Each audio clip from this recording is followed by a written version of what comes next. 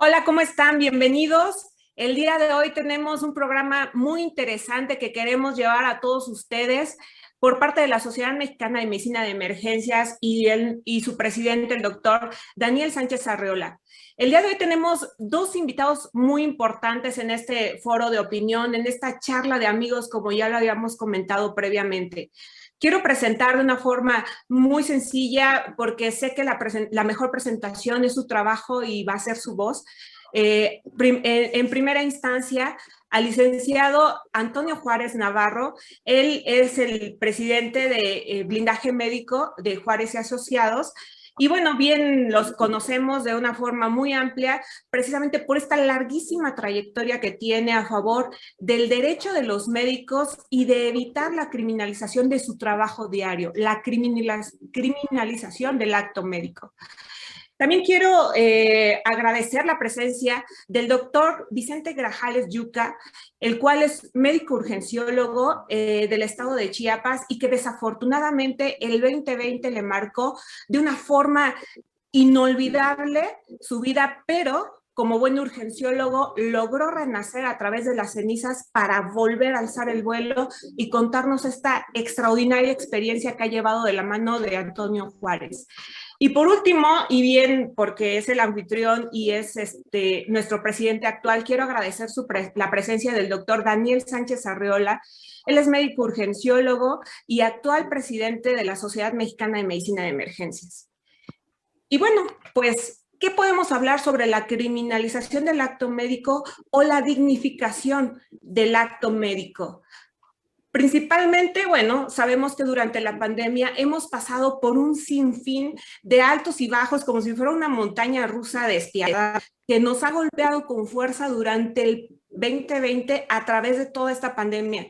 Hemos sufrido agresiones físicas en los hospitales, hemos padecido de alguna forma la falta de insumos para protección. Lamentablemente hemos perdido compañeros, no solo médicos, sino también enfermeras, paramédicos, camilleros y sobre todo hemos sufrido de alguna forma cierta discriminación o cierto recelo hacia nosotros como médicos de primera línea, acusándonos en muchas maneras de forma injusta del resultado del paciente. Sabemos que es un proceso de duelo, sabemos que a veces las emociones nos ganan, sin embargo, en algunas ocasiones esta criminalización ha ido hasta fines penales, que lamentablemente es lo que nos trae esta mañana aquí para hablar con ustedes. Quiero presentar, entonces, quiero ceder la palabra al doctor Daniel Sánchez para que él nos hable el contexto actual o el panorama actual de la medicina de emergencias en México. Daniel, bienvenido, te escuchamos. Muchas gracias, doctora Gabriela Obregón. Muchas gracias. Primero, como ya lo mencionaste, dar la bienvenida a todos nuestros socios que están conectados en este momento y que están viendo esta programación que es para ustedes. Y en segunda, bueno, antes de mi intervención, pues agradecer infinitamente, como siempre, al licenciado Antonio Juárez, siempre apoyándonos en estos temas y además con un especial afecto hacia nosotros como sociedad. Y también ahora el gusto de tener al doctor Gerardo Grajales Yuca para podernos contar esta experiencia. Para nosotros es algo muy importante que estén con nosotros el día de hoy y más importante va a ser para nuestros socios, estamos seguros. Y bueno, yo quisiera de manera introductoria para poder darle palabra después a nuestros excelentes invitados, pues poner un poquito el contexto de lo que, como bien dice Gaby, evidentemente ha pasado en la medicina de urgencias. Me gustaría, antes de hacer una relación específica de lo que ha pasado con el desarrollo de la pandemia ahora en adelante, sí platicarles qué pasaba antes de la pandemia, es decir, hacia dónde íbamos con esta parte de la medicina de urgencias y luego qué ha pasado a raíz de la inserción del COVID-19 a nuestro país.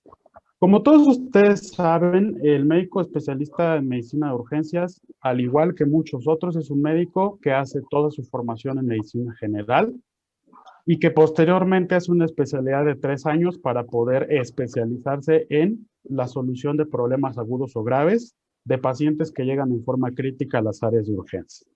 Esta especialidad, pues prácticamente vamos ya para 35, 36 años de formación en nuestro país. Y bueno, fíjense, a pesar de tener esta cantidad de años, somos una de las especialidades más jóvenes que nos encontramos actualmente en México. Todo inició prácticamente ya hace algunos años y desafortunadamente a raíz de una situación de desastre de emergencia que fue el sismo de 1985, en donde se puso al descubierto que faltaba una figura muy importante en los hospitales, que era un médico que se encargara de atender de manera inicial a los pacientes en las salas de urgencias. Porque en ese entonces, pues teníamos cirujanos, teníamos neurocirujanos, teníamos médicos generales en urgencias, pero no había nadie que se dedicara de poder darle una atención y un orden a este caos que existía en las salas de urgencias. Durante los siguientes 35, 36 años, pues la especialidad fue cobrando su auge, fue evolucionando poco a poco en nuestro país. De hecho, yo podría decirlo que ha sido una evolución muy pronta y muy rápida que ha tenido la especialidad. Y afortunadamente los médicos de urgencias nos hemos posicionado en muchos ámbitos y no solamente ahora de la medicina de urgencias, sino también en el ámbito de la dirección y de la administración de la medicina, que eso es algo que ha sido muy importante en la evolución. En la creación de los hospitales ahora y en el sistema de salud, pues no nos podemos imaginar un hospital sin un servicio de urgencias, sin un médico urgenciólogo que esté a cargo de esto. Pero también, así como ha evolucionado la medicina de urgencias y la academia y la investigación, y al par, por ejemplo, con esta sociedad que ha formado líderes de la medicina en México, pues también antes de la pandemia teníamos ya el antecedente de varias situaciones que han ocurrido.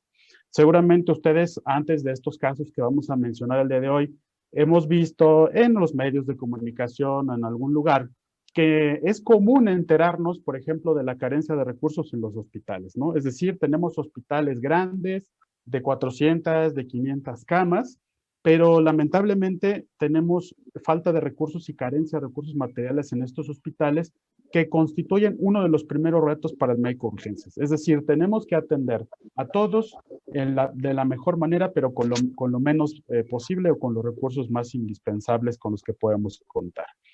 Seguramente ustedes también conocen las características del sistema de salud en los últimos años.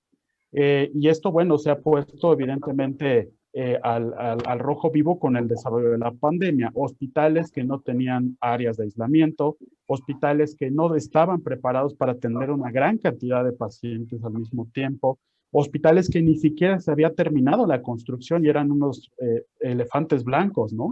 Y luego cuando nos vamos inmersos al sistema de urgencias, pues encontramos otras cosas muy importantes, como por ejemplo que no tenemos la plantilla suficiente de médicos urgenciólogos, que las plazas de los médicos de urgencias están ocupados por otros especialistas, que existe una burocratización del servicio, eso también en los hospitales, en donde a veces ocupamos los servicios de urgencias, pero no como áreas de choque de atención, sino como áreas de choque para solventar problemas relacionados con el hospital o con la infraestructura, ¿no? Afortunadamente, como ya se los comenté, ahora los médicos de urgencias están formando un papel muy importante porque los nuevos directores de los hospitales, los nuevos directores médicos son médicos urgenciólogos. ¿Por qué? Bueno, yo creo que porque se ha visto esa necesidad de que un médico con la formación para el caos y el estrés que tiene un urgenciólogo de todos los días sea quien tome las mejores decisiones en estos recursos. Sin embargo, bueno, pues, ¿qué pasó con la pandemia por COVID-19? Pues puso en evidencia todo esto, pero al máximo, ¿no? Y entonces empezamos a tener otros problemas que era precisamente lo relacionado con el actuar del médico de urgencias por la presión del contexto que había en nuestro país. Una gran cantidad de pacientes en el sistema de salud que no estábamos preparados, ¿no? Una carencia de recursos para atender a una gran cantidad de pacientes que llegaban a los hospitales y el miedo colectivo y la histeria del COVID-19 hacia tanto los pacientes en el contexto como la comunidad, como también hacia el ámbito médico. Así que bueno, pues empezamos a ver algunos casos muy importantes de estas situaciones de criminalización, en donde, bueno, seguramente el doctor Grajales Yuca y el licenciado nos contarán más, pero son situaciones que ponen al descubierto un concepto muy importante que es la vulnerabilidad que existe actualmente del personal de la salud. Y bueno, pues sobre esto yo quisiera, Gaby, poder escuchar a nuestros participantes el día de hoy y bueno, agradecerles nuevamente su atención y adelante, por favor, con sus opiniones y sus ideas. Muchísimas gracias, Dani, por esta reseña sobre la medicina de emergencia. Siempre escuchar la historia de la necesidad del surgimiento de esta especialidad, a mí en lo personal me llena de mucha emoción y de mucho orgullo, porque estoy segura que todos los que elegimos este camino en la medicina de emergencias, la elegimos precisamente por este amor al caos, por este amor de entregarnos cuando aparentemente no hay ni cabo ni rabo, o sea, no se le ve forma al servicio, no se le ve de repente inicio ni final al paciente, pero es de verdad, siempre lo he dicho, es un estilo de vida la medicina de emergencias. Y seguramente el doctor Grajales Yuca nos va a hablar precisamente de que evidentemente él también tenía esta pasión, desarrolló la pasión por hacer medicina de emergencias, por ejercer libremente como debiera de ser en todos los países del mundo su ejercicio profesional. Sin embargo, lamentablemente el año pasado, como ya había comentado previamente, lo marcó de una forma, para algunos podríamos pensar que desafortunada, y seguramente lo fue, pero afortunadamente esta capacidad que tiene de la resiliencia, de poder modificar una situación adversa y al final salir vencedor, seguramente esto es un proceso que él ha vivido y queremos escucharlo, doctor Grajales. Si de alguna forma pudiera compartirnos qué fue lo que pasó en el antes y después de esta situación que usted vivió, doctor Grajales. Claro que sí, doctora Gaby, un gusto saludarla, le agradezco la invitación, doctor Daniel, ambos de la Sociedad Mexicana de Medicina de Emergencias, les agradezco mucho la invitación, al doctor Antonio Juárez Navarro de Blindaje Médico, pues al final de toda esta guerra, como él comenta, más de la situación de ser mi abogado, terminamos forjando una gran amistad, le agradezco, te agradezco Tony, y los problemas pasan por algo en definitiva, y la amistad que ha nacido entre los dos es parte de esa situación que Dios nos ha brindado como regalo después de todo este Vía Crucis, ¿no? Ciertamente, doctor Daniel, buena cronología de la situación del antes y el después. Cuando empieza a hablar del antes, yo me remonto un poco más todavía. Yo recuerdo de niño cuando en mi pueblo, pues Acala es el pueblo, queda como a 50 minutos de la capital de Chiapas, de Tuxtla Gutiérrez, es un pueblo pequeño, bueno, ha ido creciendo como con más de 30,000 habitantes aproximadamente. Cuando las personas o los personajes más respetados de un pueblo, de una comunidad, de una sociedad, eran centrados en tres principalmente, entre otros, pero eran el médico, el maestro y el sacerdote. Y ellos eran, los veías y con gran admiración, con gran respeto. Era improbable que les fueras a decir algo en contra de ellos o que sufrieran agresiones. Y la situación era eso precisamente, como lo noté hace rato, de mucho respeto. Y a través del tiempo, a través de los años, hemos ido viendo y algunos lo hemos vivido ahora sí en carne propia, la situación de haberse perdido todo eso, ¿no? Como médicos de urgencia nosotros nos preparamos para tratar de salvar vidas y evitar complicaciones de los pacientes que nos llegan graves, críticos a la sala de urgencias. Y tratamos de hacer nuestra mayor labor para esto. Cuando viene la pandemia, siempre existió el temor a lo desconocido, a la situación de ¿qué me pasará? O sea, ¿qué puedo fallecer? Claro que puedo fallecer y puedo contagiar a mi familia, y si fallece alguien de mi familia es uno de los grandes temores que enfrentamos en ese momento.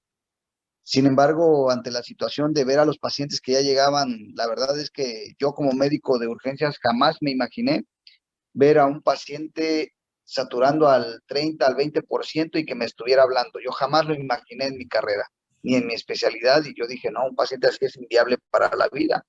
Pero en esto con la pandemia, pues me tocó vivirlo. Y fue así como el primer caso en mi hospital, que llegan y pues mis compañeros también temerosos, llega una guardia y efectivamente lo que comenta el doctor Daniel, no había médicos especialistas en ese turno porque había médico general, y la paciente llega saturando al veintitantos por ciento, se movía y tenía deterioro neurológico ya con una hipoxemia muy acentuada. Y dices, oye, hay que darle soporte ventilatorio. Llegó en una etapa ya muy tardía y muy crítica, y ahora hay que intubarla. ¿Y ahora qué hacemos? Pues empieza el miedo. ¿Cómo la primera vez que te tienes que colocar? Yo creo que muchos van a viajar como ahorita yo lo hago en el tiempo de nuestra primera vez que ingresamos al área COVID, y empezar a colocarme mi traje de equipo de protección personal, mis guantes, mi Tyvek, mi careta con los filtros, las botas, y posteriormente entrar al pasillo y abrir la puerta para cruzarlo. Para mí fue algo emocional que todavía lo voy recordando, y empiezas, bueno, al menos a mí me pasó, ya no sé si fue algo emocional o también por los filtros, pero en cuanto me pongo la careta yo empezaba a sentir que me faltaba un poco el aire, y empiezo a caminar y siento un poco más de angustia, y de ahí traté de dominarlo pues dices, oye, vamos a ayudarle a esa persona que se está muriendo, a pesar de que tú te sientes un poco ya eh, emocionalmente golpeado, con el esfuerzo respiratorio mayor para poder caminar, para poder moverte, y en ese momento saber que ya tienes que hacer procedimientos.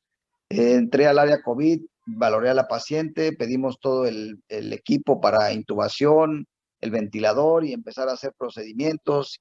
Saber que una de las mayores generaciones de aerosoles precisamente para poder contagiarte es el momento de la intubación. Entonces dices, bueno, pues todo sea por ayudar a esta persona, y lo hacemos con gusto. Yo creo que la mayoría o todos los médicos que estuvimos atendiendo pacientes tratan de salvar a estas personas. Los ves en su angustia, y así fue mi primera intubación. Difícil, difícil tanto física como emocionalmente, y de allí pues se volvió algo cotidiano en el día a día. Yo creo que después le empezamos a no a tener miedo, pero sí respeto, porque algo que le había dicho siempre a mis compañeros, a mi familia, no podemos vivir con miedo, pero sí tenemos que tener precaución, sí tenemos que vivir con respeto. Eso es muy diferente. Y logramos, pues, de cierta manera sacar adelante, aún con sus deficiencias, como comenta el doctor Daniel. Me llamó siempre la atención un meme que sacaban allí de el sistema de salud en Inglaterra antes de la pandemia, y hay camas vacías y uno que otro paciente en sus hospitales. Y durante la pandemia está lleno. Y dice, México, sistema de salud antes de la pandemia, y las camas están llenas, rebalsando, y hasta pacientes en sillas. Y durante la pandemia, igual, no cambió. Es decir, teníamos ya en México un sistema colapsado antes y después de la pandemia. Y en otros países no, en otros países tenías camas libres, y obviamente durante la pandemia se colapsaron. Entonces, con mucho más razón en nuestro país, ya teniendo un sistema colapsado y viene la pandemia, nos va a superar en definitiva. Era cuestión de tiempo en que nos fuera a rebasar en esta situación, y sucedió, ¿no? Yo creo que todos los servicios en los hospitales fueron rebasados en algún momento, y nosotros no fuimos la excepción. Tuvimos que trabajar a 300, 400% de nuestra situación. Y ese fue el día a día, la situación de llegar, de haber derramado lágrimas por no haber sacado a tus pacientes cuando fallecía alguien que le habías empleado tanto esfuerzo, de ver que se perdió una vida, un papá, un hermano, un hijo, un nieto, un abuelo, alguien de una familia que puede ser la tuya, y llegas a tu casa con ese golpe emocional, y a veces no lograr subir ni las gradas y quebrarte en esas gradas y ponerte a llorar y decir, quise salvarlo, no pude, di mi mejor esfuerzo y no sé qué más hacer. Y a veces esa tristeza, esa conmoción no quieres transmitirla a tu familia, y tratas de ocultarte, de aislarte para no contagiar esa situación de tristeza, de duelo, de estar lastimado y no querérselos comentar a ellos. Entonces, cuando pasa esto, bueno, yo y mi equipo sentimos que habíamos hecho un gran esfuerzo. Como se lo comentaba a los medios y a mi esposa, yo nunca esperé una medalla por todo esto, pero tampoco esperé que me dieran una puñalada en la espalda y me encarcelaran. Eso fue algo catastrófico para mí, o sea, y llegar y que de repente yo sin saber nada me detienen, me atraviesan las camionetas, me bajan del coche, me suben y me dicen, pues es que tienes una orden de aprehensión, me trasladan a la fiscalía, de la fiscalía me llevan inmediatamente al centro penitenciario, llega el juez en 40 minutos, me dicen, estás vinculado a proceso y me mandan a la cárcel. Yo estando en la cárcel, pues me agarro de las barras y digo, pues ¿qué les hice? ¿Por qué me encarcelan? Si yo di mi mayor esfuerzo. Y, o sea, yo no les pedí nada, no les pedí, no sé, otras cuestiones, no les pedí que me nos dieran premios, pero tampoco creo merecerme esto.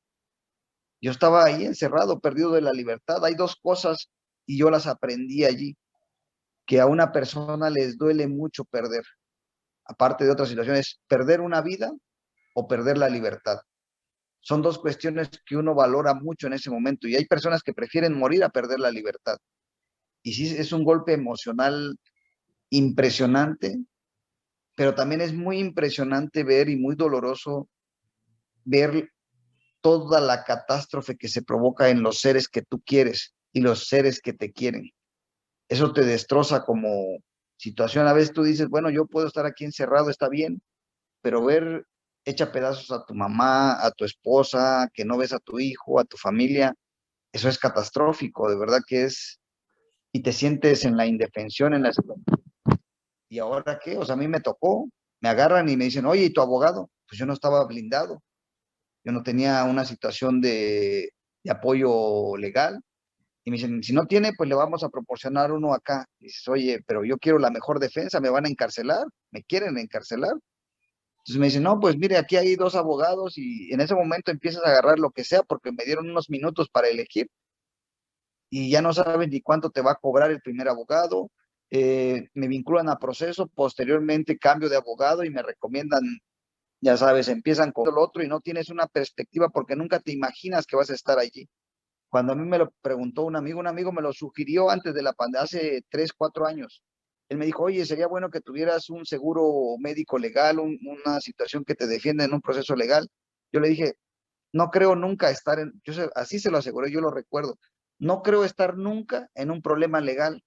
Trato de hacer lo mejor posible, de platicar con los familiares, de concientizarlos, y creo que hasta hoy, le digo, nunca he tenido ningún problema y no espero tenerlo, le digo, de verdad le digo. Y a veces esas personas que son las que se van agradecidas, que piensas que están muy bien contigo, son las que te hacen el problema, las que nunca te imaginas, no con los que discutes. Y ese fue mi caso.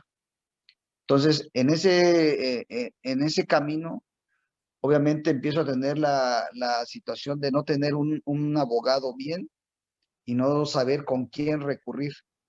Y se empieza a investigar, pero investigar durante yo estoy encarcelado y mi esposa se empieza pues, a desesperar y decir, es que este abogado no puede, es que el otro no puede, es que... Y buscas un sinfín, como cuando un paciente llega con un médico y no sabe a qué médico recurrir y toca 10 médicos para saber a cuál puedes enfocarte. Afortunadamente, y es coincidencia ciertamente, este amigo que me había dicho hace 3, 4 años que yo comprara un seguro médico legal, una defensoría, es el mismo que le recomienda a mi esposa, ¿sabes qué? Habla blindaje médico, háblale a Tony, Antonio Juárez Navarro, pídele que te apoye, pídele esto. Y pues ella decide llamarle, afortunadamente la acepta, viene y empieza a tomar el caso y se ve el giro de mi situación legal. Era una situación que yo iba hacia abajo y pues, a quedarme eh, muchos años, yo creo, por la situación a como me la estaban planteando. Y cuando Tony llega y empieza a hacer la defensoría, las situaciones, los argumentos y toda la pelea, pues se ve que no es así, se plantea de una forma diferente y pelear con ese entusiasmo. Yo recuerdo haberlo visto en mi primera audiencia. Yo tenía un semblante, ahora sí que de moribundo, pálido, eh, bajé 9 kilos de peso durante esos días, pues yo prácticamente no comía, me vio a los ojos y me dice, por favor te pido que no te vayas a quebrar, que continúes conmigo. yo voy a estar contigo, yo no te voy a abandonar, te voy a tomar de la mano y vamos a caminar juntos. Por favor, no dejes que te quiebren, yo te voy a sacar de acá, cueste lo que cueste, vas a salir porque eres inocente. Y estas injusticias no se pueden permitir. Yo recuerdo haberle dicho en ese momento, casi se me salían unas lágrimas y le dije, te pido por favor que cuides de mi familia. Acompaña a mi esposa porque sé que está quebrada. Y me dijo, no te preocupes, yo voy a vigilar y voy a cuidar de ellos, pero voy a sacarte de acá y tú vas a hacerlo después. Tranquilo, solo no me vayas a dejar en la lucha. Yo le dije, me voy a morir en la raya contigo. Lo hagamos. Y confié en él y afortunadamente, pues ya todos sabemos el desenlace, salimos victoriosos de esta situación. Era una situación muy compleja, muy difícil, pero salimos adelante, ¿no? Es algo que te consterna en ese momento. Yo, o el mensaje que yo le daría a los médicos de urgencias, de emergencias, como yo que soy también especialista en esta área, es, por favor, valoren la situación del día a día de su familia, de lo que ustedes hagan, disfrútenlo y sí elijan una situación de blindarse, de tener un seguro médico, porque yo lo viví hace 3, 4 años. Yo no lo pensé jamás en mi vida, jamás lo creí vivir. Y es muy desgastante económicamente no tener eso. Es como tener, no sé, un carro, chocas contra un Audi y no tienes un seguro de vehículo. Pues te va a tocar pagar todo. Así de caro es esta situación. Yo gasté un sinfín de cosas antes de que Tony llegara porque no sabía, no tenía mi seguro.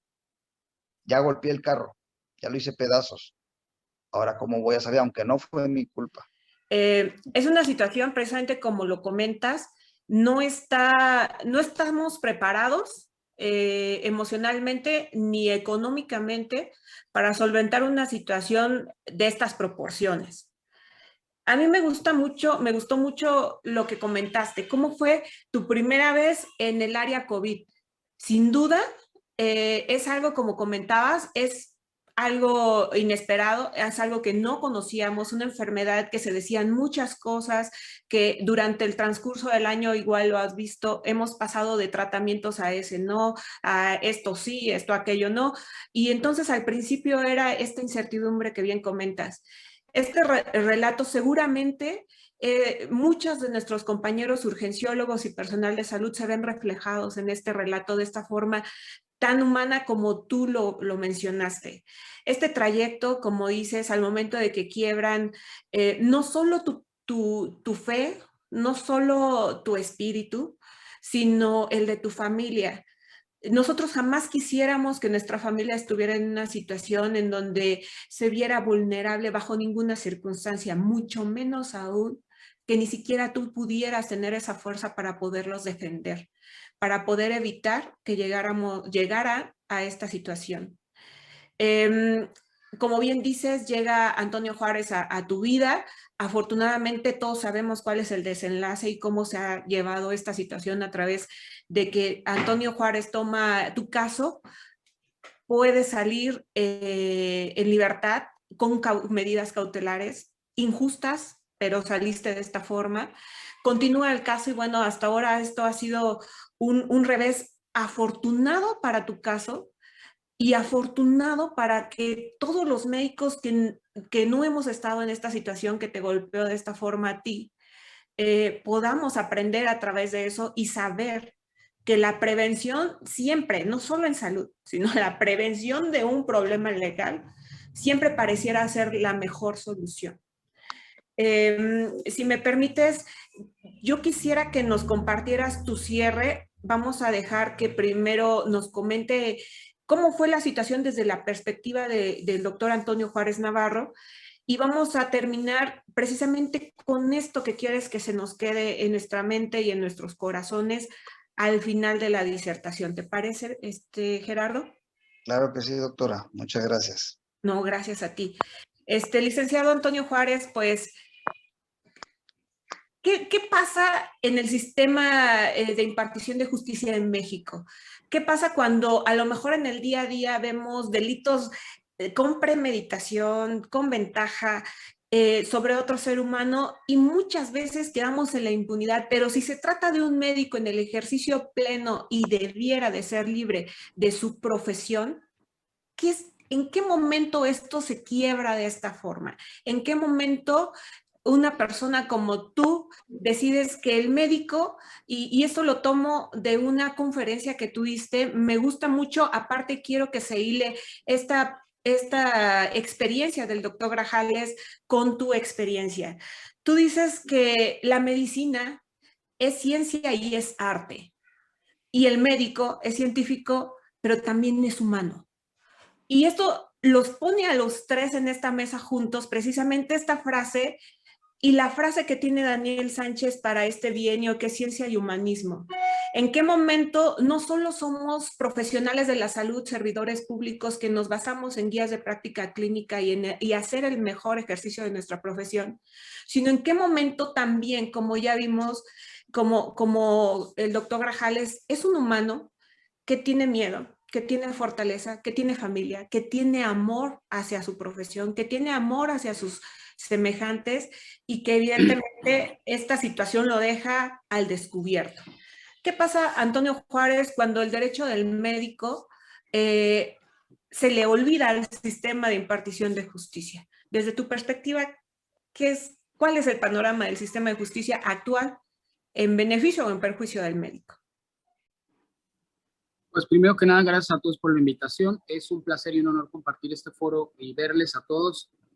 Querido doctor Gerardo Grajales Yuca, a ti, a Daniel, a todos, pero sobre todo a aquellos que nos escuchan, urgenciólogos, especialistas en medicina de emergencias y afines, porque existen, ustedes son una sociedad muy inclusiva y entonces existen otras personas que interactúan en servicios de emergencias que no son meramente urgenciólogos. Y para todos ustedes lo primero que les quiero decir es gracias por lo que hacen por la humanidad. No es posible apasionarse al grado de estar dispuesto a dejar la vida en un caso si no estás consciente de que ustedes están dispuestos a dejar la vida en cada caso médico. Primero, felicitarles y agradecerles a nombre de todos aquellos que no tienen la oportunidad como yo de ver todo lo que hacen, todo lo que dejan, cómo se esfuerzan para llegar a ser quienes son. Y por otro lado, respecto a los comentarios de Gerardo y de la doctora Obregón en cuanto a la criminalización, yo creo que es algo multifactorial que nos llevaría todo el día a hablar, pero voy a tratar de resumirlo. Puntos importantes. La medicina para los políticos es un negocio. La medicina para ustedes es una pasión. Y eso es un problema porque hay un conflicto grave de intereses.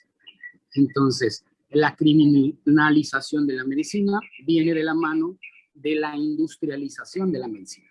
Es decir, cuando empezamos a ver números solamente, y yo le digo al médico, tú tienes que ver un paciente, o 10, o 20, o 30, cada determinado tiempo, pero tienes que ver con calidad, con calidez, con humanismo, y aparte te pongo la norma 0004 SSA3 2012, y aparte te pongo la 007 para la atención de la mujer en el embarazo, parto y puerperio, y aparte te pongo las guías de práctica clínica que van cambiando, y son obligatorias, y entonces, cuando tú tomas a un ser humano y lo quieres obligar a lo imposible, ese ser humano se va a bloquear en todos lados.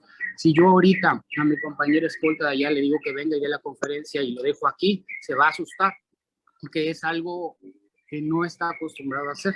Y si pongo a uno de mis compañeros abogados en una condición de riesgo con un arma, también. Si a mí me ponen a intubar a un paciente, me voy a bloquear. Entonces, ese es un problema, pero hay otro, el negocio de la mala praxis. Eso es muy fuerte. Y hay algo que no se aclaró y me gustaría mucho enfatizarlo. Gerardo Grajales Yuca no tenía un seguro, según él, pero fíjense a qué grado. Él sí tenía un seguro. A él le descontaban 1 o 2 seguros en las instituciones donde ya trabajaba. Y no solamente no lo tenía en cuenta. Su esposa lo intentó usar, le dijeron que iban a valorar el caso y que en un mes le estaban diciendo, en un mes ella estaba fuera. Entonces, es algo que deben de saber y que yo tengo la responsabilidad de decirles. No me gusta y no es mi papel hablar mal de nadie, pero las aseguradoras juegan un papel importantísimo en la criminalización de la medicina. Ahorita pido una disculpa por la informalidad de mi atuendo, sin embargo estoy en Holbox, vine con mis hijos unos días y estoy muy consternado. Tengo 3 días muy consternado, realmente he tenido hasta pesadillas por un médico urgenciólogo de Saltillo que nos pide valorar un caso. No puedo hablar mucho del tema porque todavía no decidimos tomarlo, o todavía más bien no nos arreglamos en cuanto a los números. Sin embargo, yo le digo, a mí me da mucha pena y es muy triste, está vinculado a proceso y el juez le dijo a media audiencia, ustedes deberían de ver ese video, quizás algún día lo hagan, te sugiero que cambies de defensor. Tu aseguradora, tus abogados, lejos de ayudarte, te están hundiendo. Es mi deber como juzgador decirte que tu defensa no solo no te está ayudando, sino que te está hundiendo. Entonces ahora, al cotizarle un caso en donde está en riesgo perder su cédula profesional, que lo inhabiliten para ejercer cargos públicos, pero sobre todo una vinculación a proceso por un homicidio de un jovencito de 15 años, así es una vinculación a proceso en donde tiene que, pero encontrar de dónde sacar 700,000 pesos para una defensa cuando ya tenía un seguro y cuando dice, ya entendí que lo que tengo no me sirve y es por una razón. Él me dice, yo percibo como que los abogados de mi aseguradora están de acuerdo con la contraparte. Eso es algo que ya sabemos. ¿Por qué? Dice, porque las preguntas que nos dijo el abogado que nos iba a hacer, que eran 5 preguntas, no nos preparó para nada, las mismas se las dio a la abogada de la fiscalía, de la PGR. Dice, yo sentí como si hubieran puesto un chihuahua contra un rottweiler. El abogado no dijo nada. Y estoy seguro que le pasó las preguntas porque ella no tenía forma de conocerlas. Las conocía exactamente con puntos y comas en las normativas y guías. Digo, sí, eso pasa, eso eventualmente sucede. ¿Por qué? Porque los abogados de las aseguradoras no son dueños del dinero que se va a pagar si llegan a perder. Por eso le llamo el negocio de la mala praxis. Porque se ha indemnizado tanto a tantas personas y se han beneficiado tantas personas poniendo, poniendo en riesgo o en tela de juicio el actuar de ustedes. Un segundito. Perdón, es que me estaban acá hablando. Entonces, poniendo en tela de juicio el actuar de ustedes, pero no solo eso, sino beneficiándose económicamente es algo garrafal. Por otro lado, el tema político es impresionante. Yo tengo que decir algo y lo primero que les voy a decir con el permiso de Gerardo es, el caso de Gerardo Grajales Yuca no fue un caso médico, tenía tintes médicos. Yo conozco a su esposa, me dice, es que fulano de tal es un caso politizado, él es un preso político, y como es muy común que lo digan, la verdad es que yo le dije, déjame ver, oiga, que ya voy a vender mi casa para pagarle, ¿cuánto va a ser? No, déjame ver el caso, tranquilo. Yo lo primero que le dije es, en la siguiente audiencia, con lo que hay en la carpeta de investigación, tu esposo solo se tiene que ir a parar ahí, no decir nada, y solito el juez tiene que decir que va todo para atrás. ¿Por qué? Porque los requisitos procesales para que realmente lo vincularan a proceso no se cumplían. Se contraponía todo lo que había y le dije, mira, son este requisito procesal, no voy a abundar mucho en ellos. Y ellos tenían, sí se los tengo que decir, los requisitos son tener 2 o más datos de prueba, el estándar probatorio ahora cambió, que hagan sospechar que se cometió un hecho que la ley señale como delito, 1. Y 2, que el sujeto activo sea probable que haya participado en dicho hecho. Siempre es probable y el punto es que si el que juzga, el que investiga y el que los defiende no sabe nada de medicina, el derecho se aplica a hechos. Si no se entienden los hechos es imposible aplicar el derecho. Eso es muy importante. La otra es la parte que les digo de la colusión que hay entre los abogados de las aseguradoras. La falta en este gremio, en el gremio jurídico es impresionante.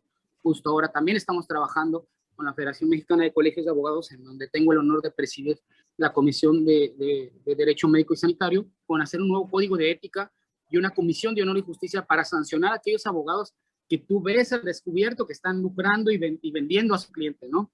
Pero bueno, más allá de eso, sí era un tema político. Se creó un área COVID VIP, a ninguno de ustedes le asusta porque todos ustedes lo han visto, lo han vivido, no es un secreto a voces. Sin embargo, al doctor Grajales cometió el gravísimo error de ser proactivo, de poner más de 200,000 pesos de su propio dinero para ayudar personas, de estar presionando a sus directivos para que le dieran los recursos de forma amable. Cuando les estorbó de más, fue cuando le fabricaron un delito y después empezaron a fabricar otros 4 o 5. Y entonces nos damos cuenta en una audiencia en donde literalmente pasamos por encima de los fiscales, del juez y de todos y se quedaron sin argumentos. El juez solamente nos dice, pues perdón, pero lo tengo que vincular al proceso.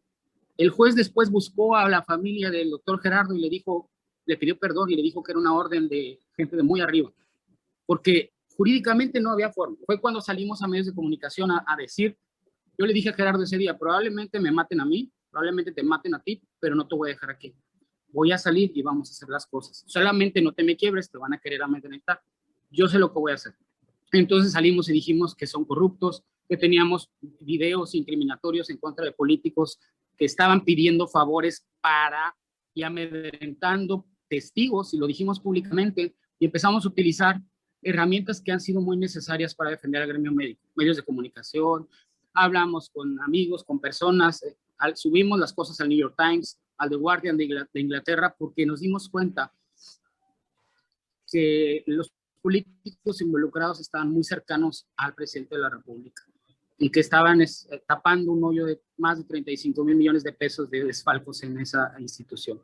Entonces no era un tema médico meramente. El caso Grajales no fue un tema médico. Tuvo tintes médicos y eso era de acabarse con 3 argumentos. El problema es cuando enfrentas un tema político multimillonario. Ese es el problema. ¿Cómo vas a mover las piezas? Y ese es un problema que se tiene que abordar acá, porque ustedes son el brazo ejecutor del gobierno mexicano para la consecución del fin del artículo 4 constitucional, que dice que todos tienen derecho a la protección de la salud. Nada más que las instituciones que son las obligadas a garantizar la protección de la salud no tienen manos, son entes morales. Y ustedes son las manos, los brazos del gobierno federal para la ejecución del goce del derecho a la protección de la salud. Y ahí es donde la gente confunde. Y es donde la gente dice, ¿quién es el obligado a proteger mi salud? Gerardo Grajales. ¿Quién es el obligado a proteger mi salud? La doctora Obregón. ¿Quién es el obligado a proteger mi salud? El doctor Sáenz. No, eso no es cierto. Su obligación, hablando del marco normativo, que creo que es importante abordar, el artículo 9 del reglamento de la Ley General de Salud en materia de prestación de servicios de atención médica dice que la atención médica deberá llevarse a efecto de conformidad con los principios científicos y éticos que la orientan. Punto. Es decir, la obligación del médico no vincula la promesa de un resultado, sino la obligación de atender al paciente con fundamentos científicos universalmente aceptados y con las limitantes de las circunstancias de tiempo, modo y lugar en las que brindan el servicio. Eso no está en un artículo nada más. Eso es una conjunción de conjeturas, valga la redundancia, que tenemos que hacer de muchos tratados, de muchas leyes, reglamentos. Por eso cuando nos dicen, oye, enséñame a defender médicos, pues sí, yo le digo, a ver, doctora Gabriela Obregón, enséñame a hacer medicina de urgencias. ¿Cuántos años necesito disponibles para que me enseñe? 12, 13. Gerardo Grajales luego hizo urgencias neurológicas, que me enseña a hacerlas. Pues yo pienso que necesito unos 15 años disponibles. Es lo mismo para defender a un médico. No es suficiente pararse y decir, doctor, explique lo que pasó. Yo aquí estoy para defender sus derechos. No, eso no lo diga. No, eso sí lo diga. No, si no se entiende el acto, no se puede defender a un médico. Entonces, creo que era importante comentar esto. No quiero abusar del tiempo por aquello de que los cierres van a ser los más importantes, pero como introducción del cierre les comento. México es y ha sido el único país que ha encarcelado médicos durante la pandemia, y no solo fue Gerardo Grajales. La doctora Azucena, en un caso político, también en Durango, estuvo encarcelada con una fabricación de delitos que tuvimos que poner al descubierto, que ya les platicaré en el cierre. Así es, licenciado. ¿Recuerdas que hace ya alrededor de unos 5 años veniste a visitarnos aquí a la ciudad de Pachuca y ya hablábamos precisamente de qué tanto había responsabilidad profesional y qué tanto también existía la responsabilidad institucional sobre hacia el resultado de la salud de los pacientes? Yo sé que tú has desarrollado ya muchas estrategias para podernos defender en esta situación, pero quisiera que el doctor Daniel Sánchez nos platique o nos comente ¿Cómo es la situación actual en los servicios de salud en medicina de emergencias y qué es lo que genera esta vulnerabilidad de los médicos, en los médicos que están en el área de urgencias? Como bien decía el licenciado Antonio, no solo hay médicos urgenciólogos. En México hay un déficit de medicina de emergencias, aunque si bien se ha avanzado ya mucho en el número de urgenciólogos a nivel nacional, en el número de sedes formadoras, bien sabemos que muchos médicos siguen siendo médicos generales o médicos de otras especialidades que se encuentran en la misma situación vulnerable ante la llegada inminente de un paciente desconocido del cual no tenemos expediente médico en la mayor parte de sus casos y que a veces ni siquiera sabemos qué padecimiento tiene o qué medicamentos toma.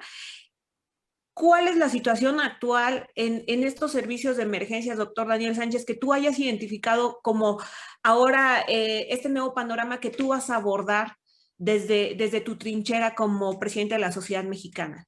Y como dice Antonio, es un panorama delicado por muchos aspectos, y lo mencionaba hace rato.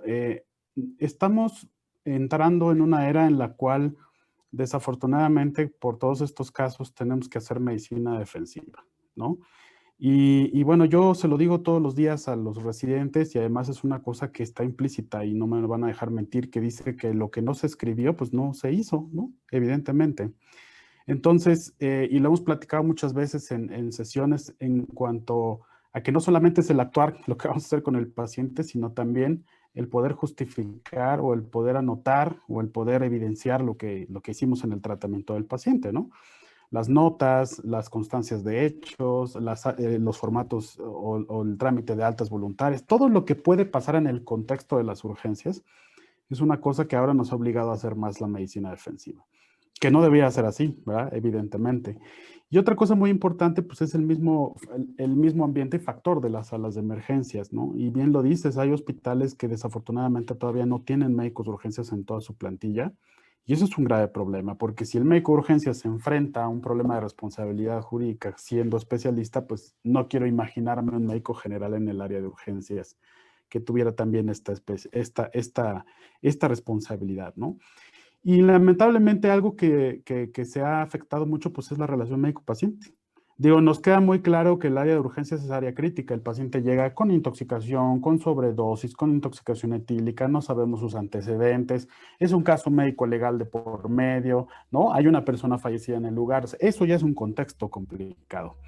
Y de repente las cosas cambian y nos volvemos los culpables de toda la situación que pasó antes de que el paciente cruzara las puertas de urgencias del hospital, ¿no? No sabemos a veces en qué momento, pero eso pasa. Y entonces, pues es el contexto complicado. Yo quisiera, y aquí preguntarle, y a la orientación del doctor Antonio precisamente, ¿qué es esto? Primero, como bien dices tú, yo creo que una de las partes principales es estar preparados para un evento de estas características y tener con antelación esta preparación. Y segundo, que es un tema muy importante, es quiénes son los que están juzgando el buen actuar de los médicos urgenciólogos, ¿no? Es decir, los peritos o aquellas personas que hacen el peritaje del caso, pues tampoco son médicos especialistas en urgencias. Y yo creo que aquí es un gran área de oportunidad que tenemos que pensar para el futuro, ¿no? Claro que sí. Creo que ese punto, mi querido doctor Daniel, es medular. La prueba pericial es la reina madre de las pruebas en materia médico-jurídica. Por ejemplo, el caso que les platico de Saltillo, que ahorita está siendo ya empezando a juzgarse en Torreón por cuestión de jurisdicción. Lo primero que le dije al doctor, no me interesa ni la denuncia ni ningún otro dato de prueba, quiero ver la prueba pericial. Veo, sí, rendida por la Fiscalía General de la República, firmada por un médico que dice área de medicina legal y forense. Me meto profesiones, se mete mi gente y es médico general. No tiene cédula ni siquiera de medicina legal y forense, siendo el caso que la Dirección General de Profesiones y la Secretaría de Educación Pública otorgan una cédula con efectos de patente para el ejercicio único y específico de la medicina legal y forense. Ahora bien, suponiendo sin conceder que lo fuese, una cosa es que sepa, forense viene de la palabra foro, es alguien que sepa explicar lo que pasó en un foro, punto. Pero eso también les limita, porque el hecho de que yo sea forense no me faculta para opinar en un caso de urgencias médico-quirúrgicas, toda vez que yo no cuento como médico forense con una cédula con efectos de patente como médico especialista en urgencias médico-quirúrgicas. Luego entonces no soy perito en el área. Perito significa experto. Soy experto en explicar qué pasó, pero no soy experto en urgencias. Es como si ustedes los pongo a peritar en un asunto de anestesiología. Bueno, pueden aparte ser anestesiólogos, o en un asunto de neonatología. No son peritos, no son expertos y no pueden ni opinar. De hecho, incurren en un delito que se llama usurpación de funciones o usurpación de profesiones, según sea el caso. En este caso, si tomamos el caso, vamos a tener que perseguir ese delito de ese médico que está firmando ese peritaje. Entonces, ¿qué tan importante es? No es suficiente un curso de peritos. Todas las asociaciones, todas las agremiaciones te ofrecen un curso de peritos que dura medio día. Perdónenme, soy delegado internacional del Colegio Federal de Peritos y tengo un cargo en la academia, lo digo con mucho cariño y respeto y humildad, en la Academia Internacional de Medicina Forense del Reino Unido. No es suficiente, créanme, un curso de peritos de medio día, ni de un día, ni de 2 días. Se necesitan por lo menos 6 meses, porque una cosa es la formalidad del peritaje, otra cosa es la parte metodológica, la otra parte es la junta de peritos y la otra parte es la parte jurídica que tú tienes que saber, porque si te sientan en una audiencia, en un interrogatorio, en un contrainterrogatorio y yo le pregunto que diga el perito a qué se refiere con que existe responsabilidad, no, pues a esto y esto, que me defina etimológicamente la palabra responsabilidad, no, que me la defina del griego, que, de dónde viene. Si no la conoce, ni siquiera puedo opinar en el caso. Porque el trabajo del perito no es determinar si hay una responsabilidad, eso es del juzgador. Entonces, tenemos como Sociedad de Medicina de Emergencias esta responsabilidad. Me incluyo y hablo en sentido magistrativo porque me siento parte de ustedes, del gremio, los quiero, los aprecio y los admiro. Tenemos la responsabilidad de heredarle a las nuevas generaciones otros marines como ustedes, especialistas en urgencias, que no les pedimos que estudien medicina legal y forense, no es necesario.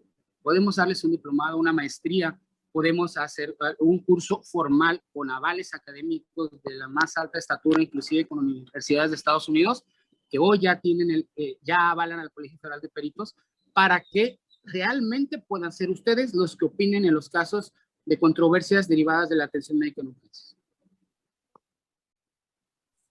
Ok, estupendo. Bueno, pues sin duda estos temas que se han puesto sobre la mesa son temas que nos llevarían, como bien dice, un entrenamiento de 6 meses, pero la charla que tenemos ahora seguramente nos aventaríamos un fin de semana, varios asados de los que haces, haríamos muchísimas cosas más para compartir todas estas experiencias, este conocimiento que tienes y seguramente tú tomes a través de la experiencia que te podamos nosotros aportar también algunas buenas ideas para que la relación médico-paciente, la relación profesional, la relación del derecho humano de un servidor público como un médico no se vea olvidado como solamente un ente de ciencia que produce y que, como bien dices, ve números. Quisiera, lamentablemente tenemos que llegar a este punto de los cierres, pero sin dejar obviamente de paso que seguramente vamos a tener, y si así me lo permites, Antonio, y así me lo permite el doctor Grajales y el doctor Sánchez, que seguramente podamos seguir con estas charlas y hacer, como recuerdas la trilogía que nos hiciste acá en Pachuca, hacer a lo mejor una serie de charlas para familiarizar a todos con estos términos y con estas situaciones. Entonces, quisiera, por favor, doctor Grajales, ¿con qué cierras? ¿Qué te deja toda esta situación que, como si bien sabemos, las adversidades pueden verse de 2 formas, siempre hay 2 caminos? El camino de aquel que quiere hacerse la víctima, de aquel que no aprende de una situación adversa, o bien el camino que tú elegiste, el camino de la reconstrucción y el camino de aprender y de tener esta tribuna que tienes tú en este momento, de podernos enseñar qué tanto creciste y qué tanto nosotros podemos crecer y fortalecer también nuestro actuar, y no solo eso, también nuestro espíritu. ¿Con qué cierras, doctor Grajales? Sí, doctora. A mí me gustaría cerrar con 2 frases. Una de ellas es algo relevante o relacionado a lo que comentó el doctor Antonio, es que si el acto médico no llega a ser comprendido por las leyes, entonces las leyes deben cambiar y ajustarse a nuestros actos médicos. Y la otra frase es, hubo tal unión en nuestro gremio, hubo tal situación que parecía traspolar esa frase, me nació traspolar esa frase de política que dice que el pueblo unido jamás será vencido, traspolarla al gremio médico y llamar a la unión nacional e internacional de nuestro gremio y decir el gremio unido jamás será vencido. Tenemos que unirnos para lograr mejoras, para lograr grandes cambios que nos beneficien. Debemos unirnos. Ese es el mensaje, doctora. Muchas gracias. Muchísimas gracias. Sin duda, esto es el producto de todas estas situaciones que te llevaron a este conocimiento y a esta verdad. Te lo agradezco profundamente desde el corazón, todo lo que compartiste el día de hoy con todos nosotros. Sin lugar a dudas nos deja mucho que pensar, nos deja mucho que resolver desde la intimidad de nuestros pensamientos para poder ser mejores médicos, pero sobre todo mejores seres humanos. Gracias, doctor Grajales. Y bueno, Gracias. quiero que en este momento el doctor Daniel Sánchez nos pueda decir qué es lo que sigue. Ya vimos el problema, ya nos pusimos en contexto, ya vimos desafortunadamente las consecuencias de estas deficiencias en el marco jurídico.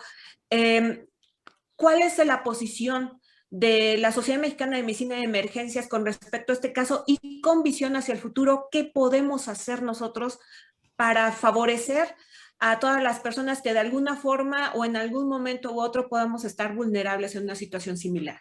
Claro, Gaby, yo lo vería en 3 ámbitos muy importantes. El primero de ellos es este que estamos haciendo. Es decir, que los médicos de urgencias tengan conocimiento de que las cosas pasan. Eso es algo muy importante.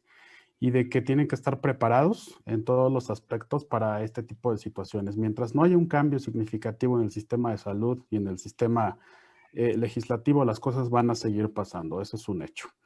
Segundo es que nosotros, y no solamente nosotros como sociedad mexicana, sino todas las sociedades y colegios médicos, debemos de tener o debemos de incluir como parte de nuestra responsabilidad la representatividad del médico especialista como tal. Y lo mencionaba muy bien el doctor Grajales Yuca, y yo lo oí mencionar a Antonio en alguna de las entrevistas que hizo en medios, que decía que lo más importante es que se una precisamente el gremio médico para poder tener una mayor representatividad.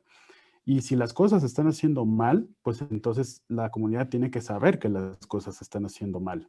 Y eso lo vamos a representar no solamente con el gremio en general, sino con las sociedades médicas, los colegios y las academias. Y creo que nosotros como líderes de opinión y las sociedades como instituciones que representan también un frente, pues tenemos que sumar esfuerzos, ¿no? Y la tercera, pues es esta que está mencionando Antonio y que además tiene mucha razón. Tenemos que profesionalizar en un área nueva al médico de urgencias, que es la formación de los peritos especialistas, porque somos nosotros quien tendríamos también que intervenir en esta situación para poder disminuir estos errores en estos procesos, ¿no? Así que yo creo que tenemos de aquí en adelante una responsabilidad muy importante, que no solamente es el ámbito académico-científico, sino también la representatividad como sociedad para estas situaciones. Difícil cambiar el sistema de salud, muy difícil. El sistema de salud ya tenía un retraso y ahora con esto va a ser más complicado. Pero lo que yo creo que sí podemos hacer es sentar las bases para que de aquí en adelante podamos mejorar, ¿no? Esta situación y evitar sobre todo casos como estos, en donde desafortunadamente todos son culpables de manera inicial, ¿no? En donde el médico siempre es el área de choque o la línea de choque, y es algo que evidentemente no tiene que seguir pasando.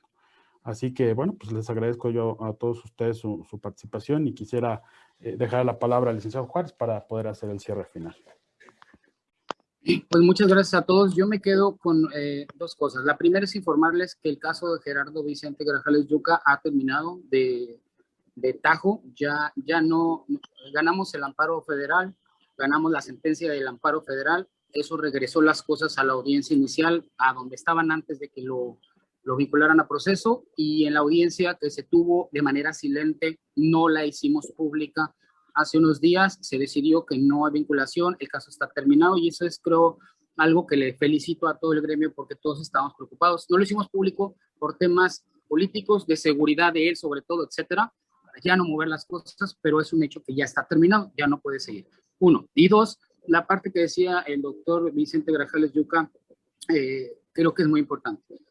Tenemos que ver la parte que vamos a hacer para que esto no siga pasando. y comentarle a la Sociedad Mexicana de Medicina de Emergencias que el blindaje médico está a sus órdenes, a su disposición para que como gremio, como bien lo decía el doctor Daniel, puedan hacer un convenio con nuestra firma y puedan aportarle beneficios a sus agremiados, como lo hemos hecho con la Federación Mexicana de Especialistas en Medicina Familiar, como representábamos al Colegio Mexicano de Medicina Crítica, y que juntos podamos tener este tipo de conferencias de manera sistemática, formar peritos de manera sistemática, hacer escuela, y también que los agremiados tengan los beneficios del blindaje, quien así lo decida, quien no, también tengan una cercanía y poder pedir una opinión a nuestra firma ante alguna duda de un caso, para no ser víctimas de esta industria de la mala praxis. Estamos a su entera disposición para hermanarnos y, por último, decirles que lo peor que le puede pasar a la medicina es que el médico empiece a ver al paciente como un riesgo y que el paciente siga viendo al médico como un riesgo. Y para evitarlo tenemos que darles seguridad jurídica a nuestros médicos y que ellos sepan hasta dónde termina su límite de responsabilidad.